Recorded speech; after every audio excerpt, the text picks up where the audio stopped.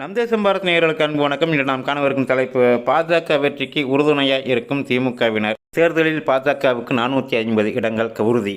2024 பாராளுமன்ற தேர்தலுக்கு மிக குறுகிய காலமே உள்ள நிலையில் கூட்டணி கட்சிகள் எதிர்க்கட்சிகள் இருக்கிற காங்கிரஸ், அதாவது அந்த புள்ளி வச்ச கூட்டணிகள் சமீபத்தில் கூட ஒரு கூட்டம் மும்பையில் நடந்துச்சு. அதுக்கு தமிழக முதல்வர் கூட போயிட்டு வந்தார். ஆனால் பாஜகவினுடைய கூட்டணியுடைய வெற்றிக்காக தமிழ்நாட்டில் எண் மக்கள் நடைப்பயணம் மூலமாக கடுமையாக உழைச்சிட்டு இருக்கிறார் பாஜக மாநில தலைவர் அண்ணாமலை. ஆனால் பாஜகவுடைய வெற்றிக்காக தமிழ்நாட்டில் அதிகமாக உழைக்கிறது யார் அப்படின்னு பார்த்தீங்கன்னா திமுகவினர் தான். ஏன் அப்படின்னு உங்களுக்கு தெரியுதா இல்லையாங்கிறது எனக்கு தெரியல. ஆனால் நான் உறுதியாக சொல்கிறேன். அதாவது தமிழ்நாட்டில் திமுகவினுடைய கூட்டணி அதிகமான இடங்கள் கிடைக்கும் பாராளுமன்ற தேர்தல்னு சொல்லி பலரும் பல அரசியல் நோக்கர்களும் சொல்லிட்டு இருக்கிறாங்க. ஆனால் அதற்கு வாய்ப்பு இல்லை. அதாவது காங்கிரஸ் கட்சியினுடைய கூட்டணியில் திமுக இருந்தால் தானே அந்த புள்ளி வச்ச கூட்டணிக்கு திமுகவினுடைய வெற்றி வாய்ப்பு போகும். புரியலையா உங்களுக்கு? அதாவது ஏற்கனவே திரு உதயநிதி அவர்கள் சனாதனத்தை அழிக்கக்கூடாது, முற்றிலுமாக ஒழிக்கணும்னு சொல்லி சென்னையில் நடந்த ஒரு நிகழ்ச்சியில் பேசுனது ஆல் இந்தியா முழுக்க பெரிய பிரச்சனையை ஏற்படுத்தி கிட்டத்தட்ட ஆந்திரா, தெலுங்கானா போன்ற இடங்கள்ல எல்லாம் அவருக்கு பயங்கரமாக மக்கள் அவர் விமர்சனம் பண்ணாங்க. கால் மிதிக்கிற இடத்துல கூட, சிறுநீர் கழிக்கிற இடத்துல கூட உதயநிதி அவர்களுடைய படத்தை அவமதித்தாங்க. சமூக வலைதளங்களில் வீடியோ மூலமாக நீங்கள் பார்த்துருப்பீங்க.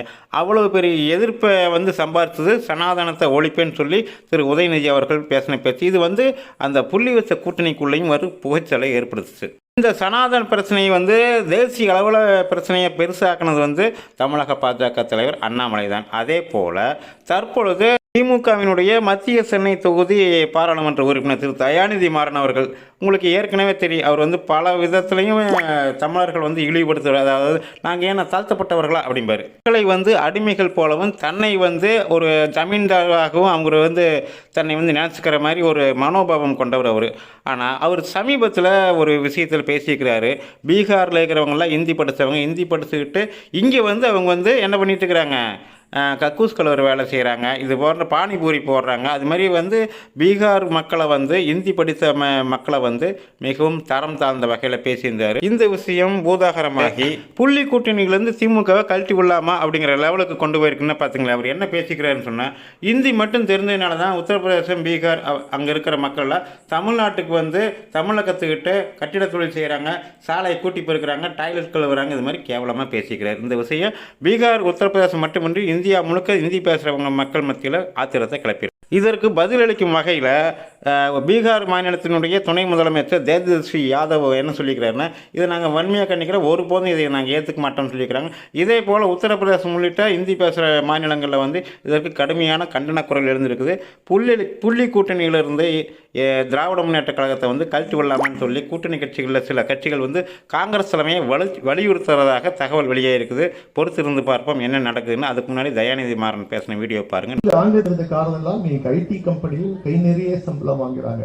இல்லாட்டி பாருங்க, ஹிந்தின்னாங்களே, உங்களுக்கு நல்லா தெரியும். இன்னைக்கு பில்டிங் கட்டுறது யாருங்க?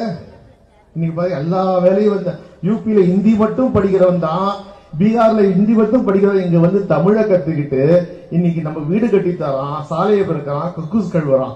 இதுதாங்க ஹிந்தி படிச்சாங்க. தயாநிதி மாறன் அவர்கள் இப்படி பேசுனது கடும் அதிர்ச்சியை இந்தி பேசுகிற மாநில மக்கள் மத்தியில் ஏற்படுத்தியிருக்குது. இது மட்டும் இல்லாமல் ஏற்கனவே தருமபுரி எம்பியில் ஒரு எம்பி திரு செந்தில்குமார் அவர்கள் மாட்டு மூத்திரம் சாப்பிடுபவர்கள் அப்படின்னு சொல்லி கோமூத்திரம் அப்படிங்கிற வார்த்தையை சொன்னது சமீபத்தில் ஒரு பெரிய அதிர்ச்சியை ஏற்படுத்தி பாராளுமன்றத்தில். அதே போல் அதுக்கு முன்னாடி சனாதனம் அப்படிங்கிற விஷயமும் மிகப்பெரிய எதிர்ப்பை சம்பாதிச்சது. ஸோ திமுக கூட்டணியை விட்டு கழட்டி விட்டே ஆகணும்னு சொல்லி பல கட்சி காங்கிரஸ் தலைமையை வற்புறுத்துது அப்படிங்கிற தகவல் வந்திருக்குது. திமுகவினுடைய இந்த விஷயத்தை காங்கிரஸ் கூட்டணியினுடைய கருத்துங்கிற மாதிரி அங்கே அந்தந்த மாநிலங்களில் இருக்கிற பாஜகவினர் பிரச்சாரத்தை முடுக்கி விட்டுக்கிறாங்க. இதனால் 450 சீட்டுகளை பாஜக கடந்து வெற்றி பெறும்னு சொல்லி வட மாநிலத்தில் இருக்கிற பிரபலமான அரசியல் நோக்கர்கள் கருத்து தெரிவிச்சுக்கிறாங்க. பொறுத்து இருந்து பார்ப்போம். நன்றி, வணக்கம்.